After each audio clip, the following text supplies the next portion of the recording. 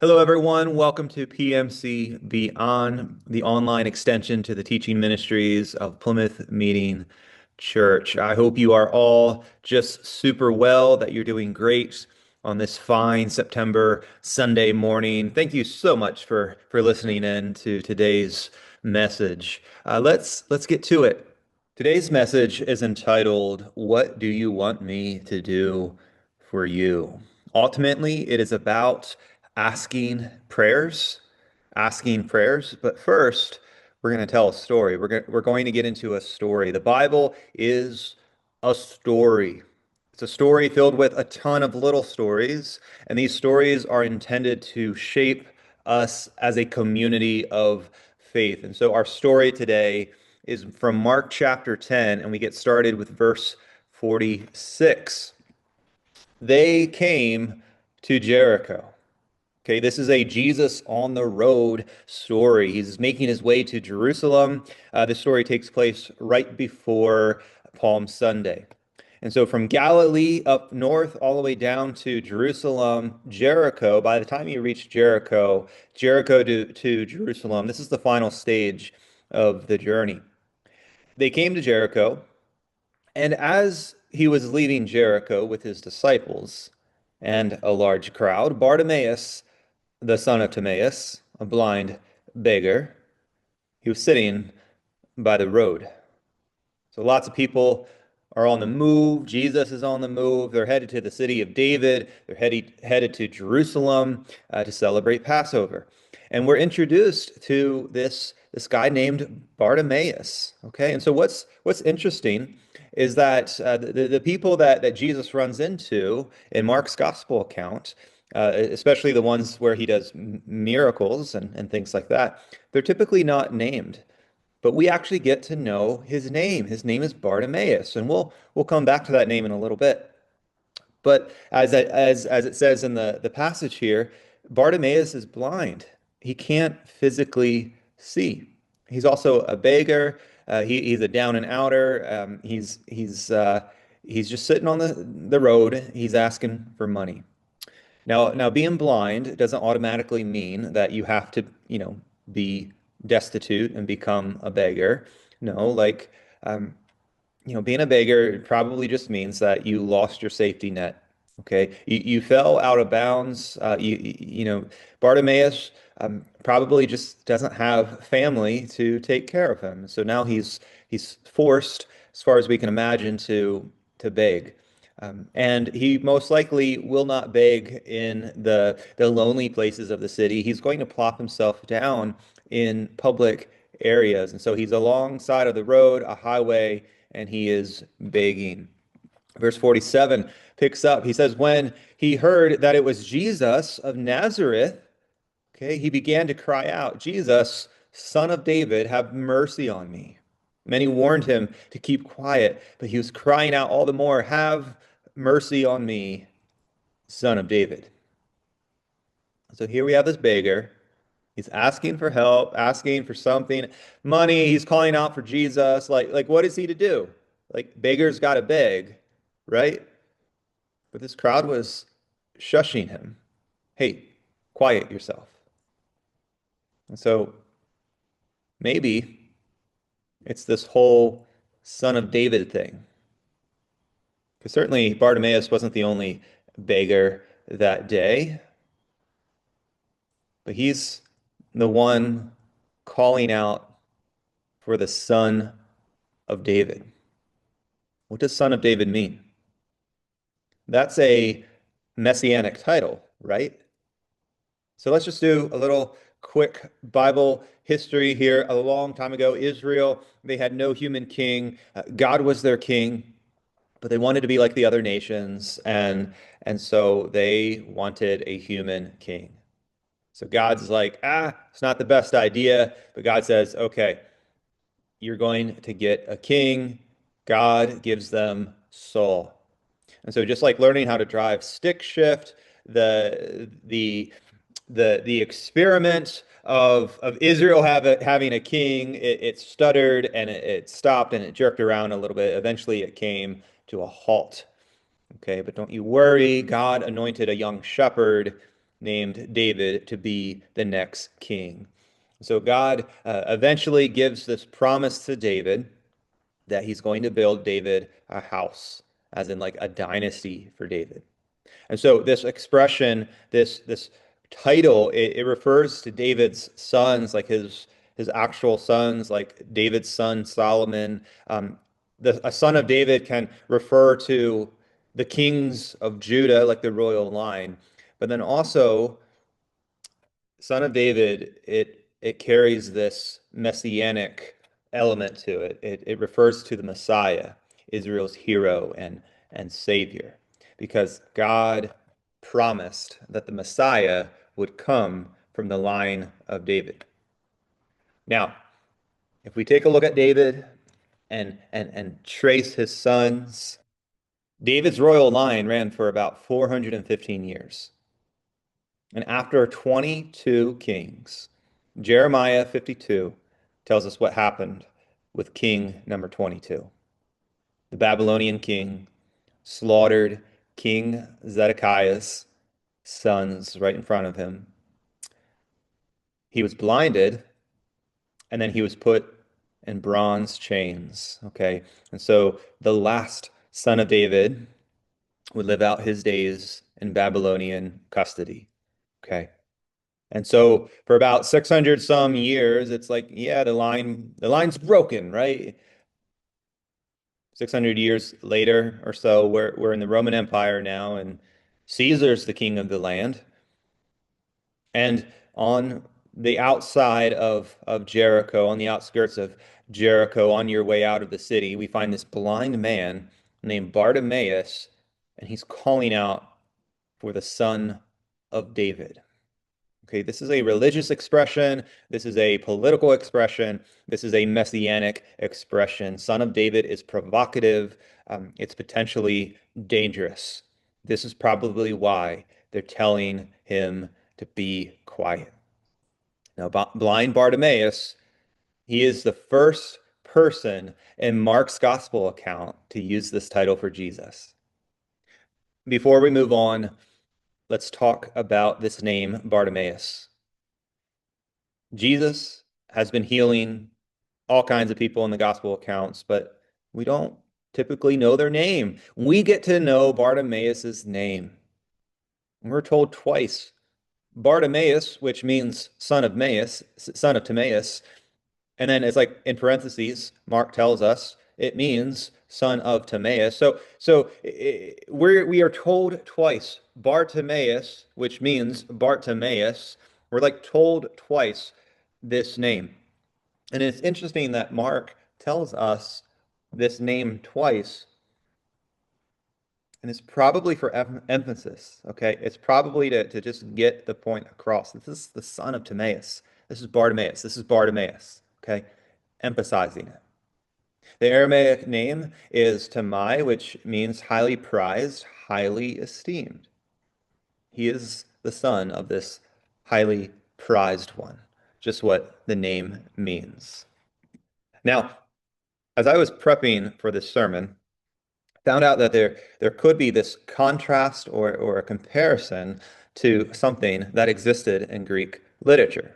Okay? We can't know this for sure, so just throwing that out there. But you know, when Mark's audience would have heard the name Timaeus, which to be fair was a common name, but they could have thought about a piece of literature that was around in that day. Okay, 300 some years before Jesus, this guy named Plato, have you heard of him? Plato, he wrote a piece of literature called Timaeus. And in this work, Plato argues that sight is the noblest sense there is. Sight, vision, is the greatest benefit to us. Okay?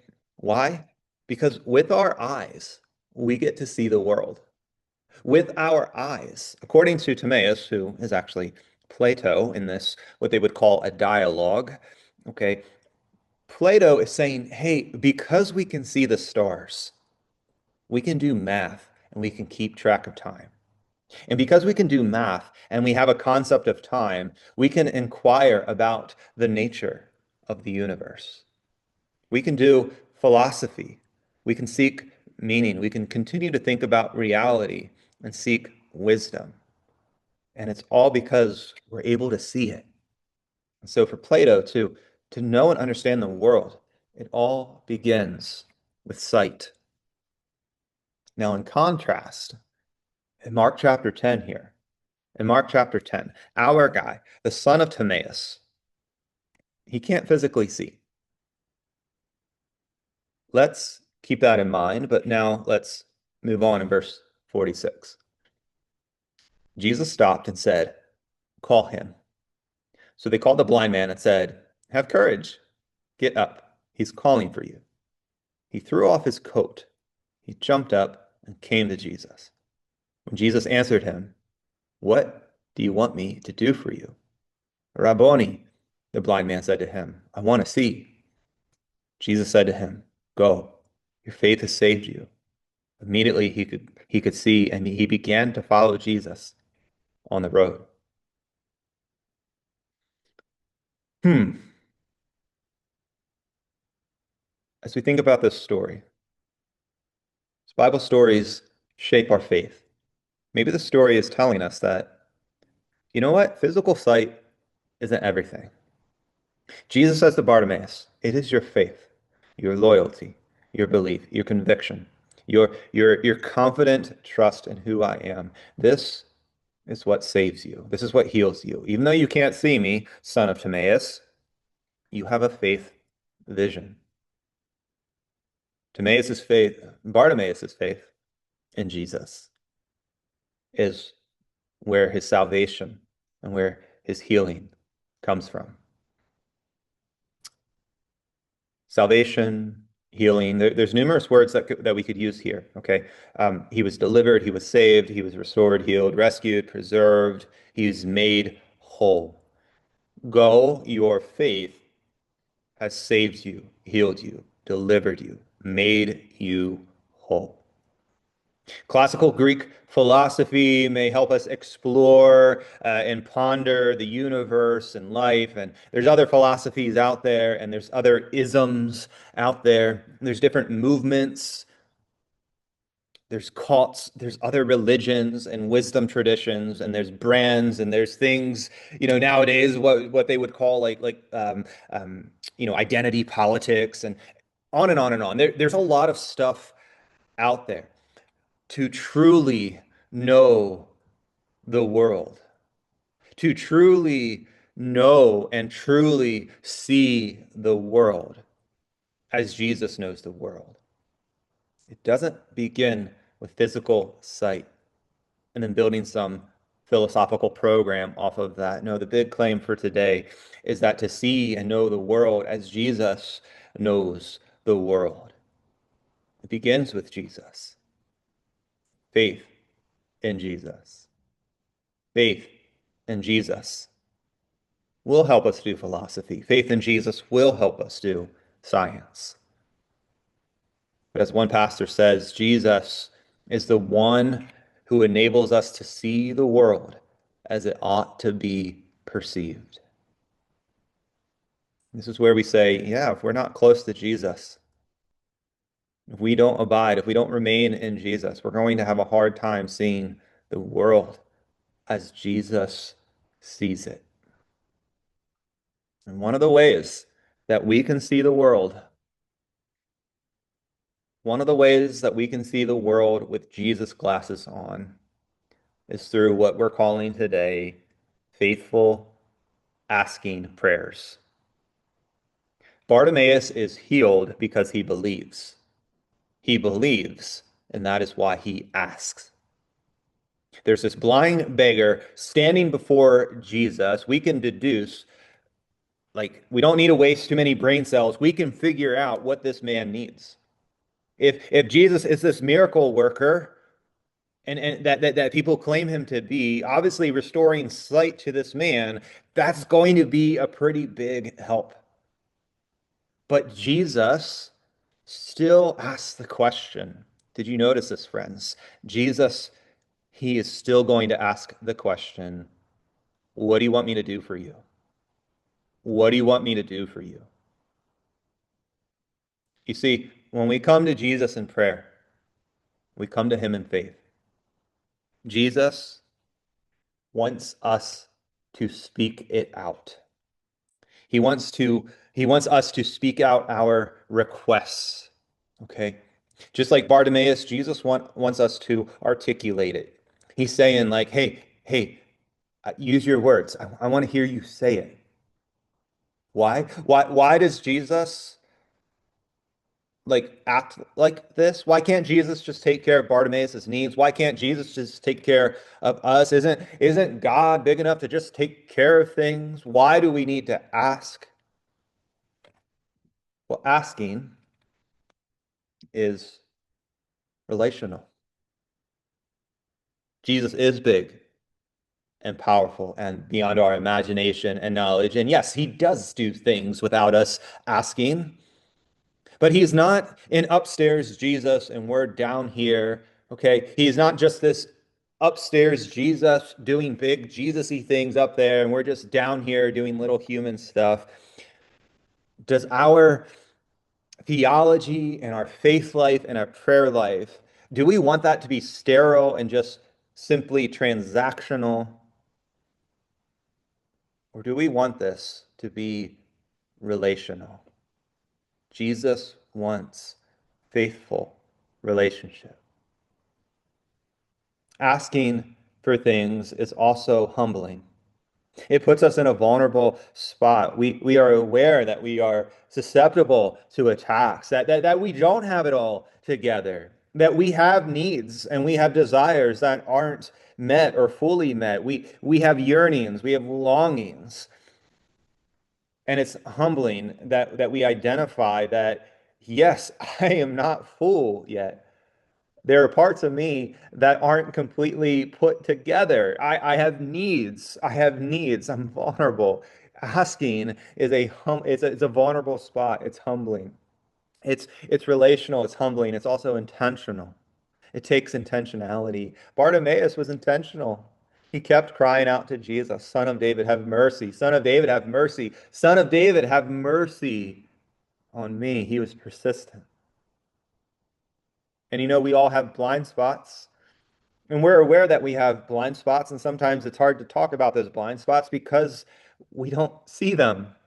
They're called blind spots for a reason.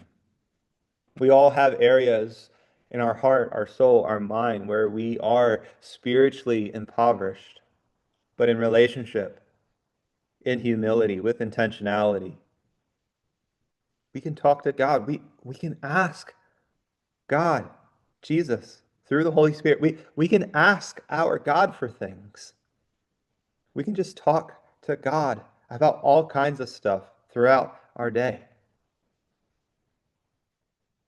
In my life growing up, I was a student who didn't typically ask for help.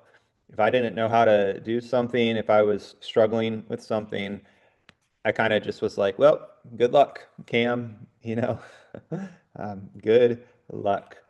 Um, I don't know if I just didn't want to be a bother to my teachers, if I was just too shy, or maybe I just put myself down, like I was too dumb to even just formulate how to ask for help.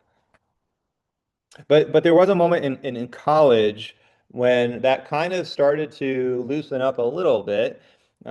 My one professor, who also was my academic advisor, I would go to her office and speak with her, sometimes for, academic advisement, sometimes for class. This professor was a very challenging professor, just the most tough professor I had in college. She was tough. But the few times that I would go to her office and chat with her, it became easier because I started to get to know her. Dr. Marquez never gave any answers out, okay? You have to work for everything. But by going to her office, the way I ought to approach the material that we're learning about in the classroom, hopefully that influenced me a little bit. No, I'm not just going to give you the answers. I'll give you some help I'll help you think about things, but you have to do the work. You have to do the hard thinking. And so when we go to Jesus in prayer, Jesus might still say no. He might not give us the answer that we're looking for, but still in us asking, even if it's a no, that is still a formative process for us. And we can learn little by little how to see the world as we ought to see the world.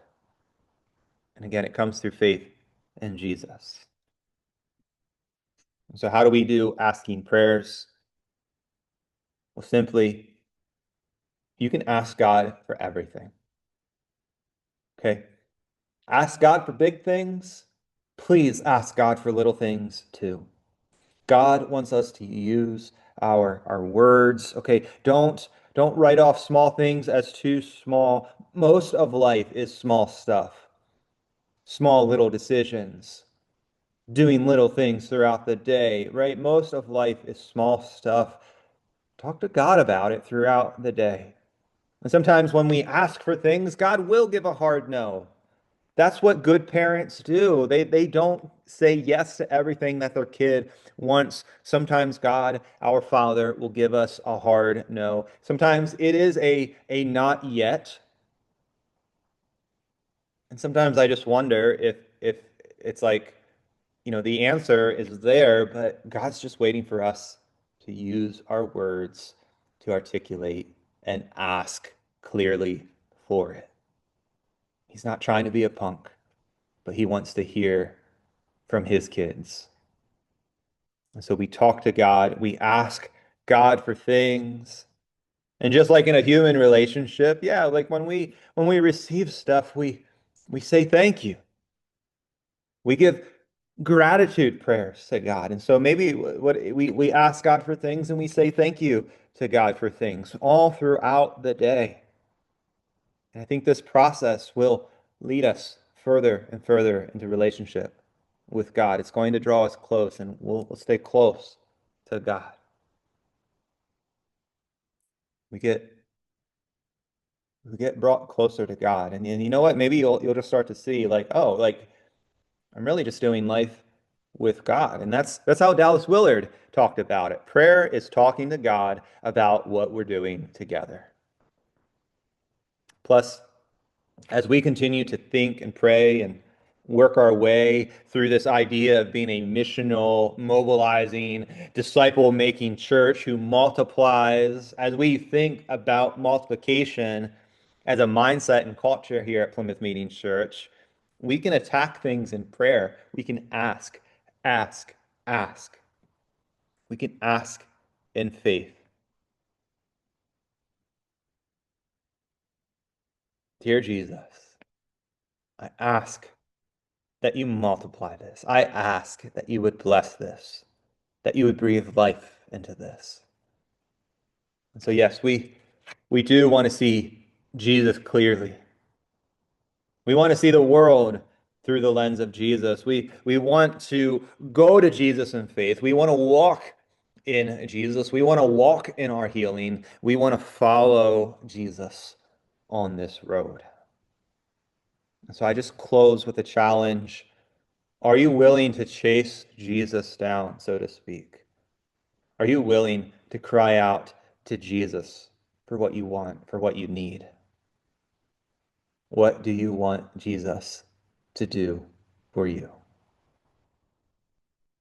And so for today, as we close out, take a few moments. Would you cry out to the Son of David? Would you take a few moments in prayer? What do you want Jesus to do for you, for a person who is lost, and for this church?